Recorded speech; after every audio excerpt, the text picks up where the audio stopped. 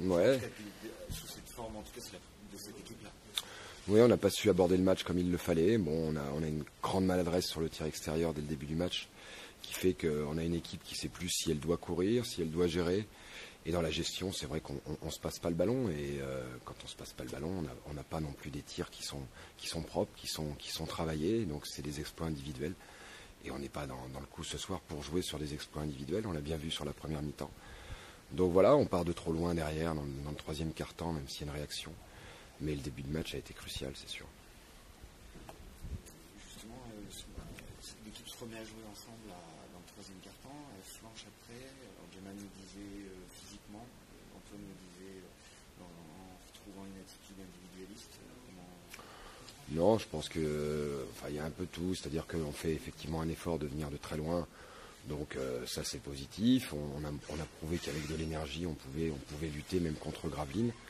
Après, on voit que Gravelines a aussi une expérience, a une habilité, enfin du moins une osmose dans l'équipe qui fait que Monchaux a tout de suite recadré son équipe et on a vu que ça redevenait très difficile à jouer. Je pense qu'on les a un petit peu surpris au début du troisième, ce qui fait que nous on est dans l'énergie, on est dans du positif. Mais après, Gravelines est vraiment trop fort après pour ce soir pour qu'on puisse nous collectivement lutter contre eux. Donc oui, après on peut à nouveau partir sur les excès d'individualisme. Mais je crois que c'est dû aussi à la performance de Gravelines qui a su, dans les moments chauds, remettre le ballon et nous appuyer sur le secteur qui fait mal, en l'occurrence à l'intérieur.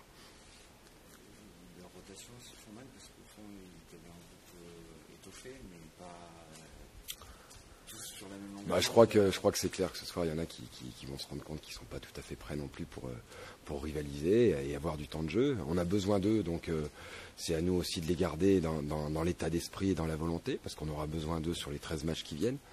Mais c'est sûr qu'il y a encore du boulot pour certains, de la gestion pour d'autres. Ben voilà, c'est notre boulot, c'est notre chantier pour les semaines qui viennent, pour que tout le monde arrive à jouer sur le même niveau. Est-ce qu'il y a eu un excès de confiance après cette victoire à Limoges? En tout cas, dans leur tête, on a l'impression, au début du match, qu'ils se sont dit ça va rentrer. Ouais. En reprenant des shoots un peu forcés. Je suis d'accord. C'était un petit peu le danger, le contre-coup d'une victoire comme celle-ci. Bon, la semaine a été bonne parce qu'on était sur cet effet positif de victoire, mais c'est vrai que dans notre basket de début de match, on s'aperçoit qu'il y a des joueurs qui sont trop dans la confiance de la semaine d'avant et oublient un petit peu vite d'où ils viennent et du basket que nous, on doit pratiquer pour résister à des équipes comme Gravelines, c'est sûr. Sur la prestation des intérieurs de Gravelines, en finale, je pense notamment à Guinée aussi. C'est sûr qu'en plus avec le métronome qu'ils ont et qui leur distille des passes, ils ont des prises de position qui sont hyper efficaces. Voilà, il y a de la contestation sur tous les mouvements, le rebond, on n'a pas pu les sortir de la raquette sur le rebond défensif. Non, c'est du haut niveau et je suis content des Légards quand même parce qu'il a montré un autre visage par rapport aux semaines précédentes, mais sur tout un match, c'est vrai que c'est compliqué contre ces joueurs-là.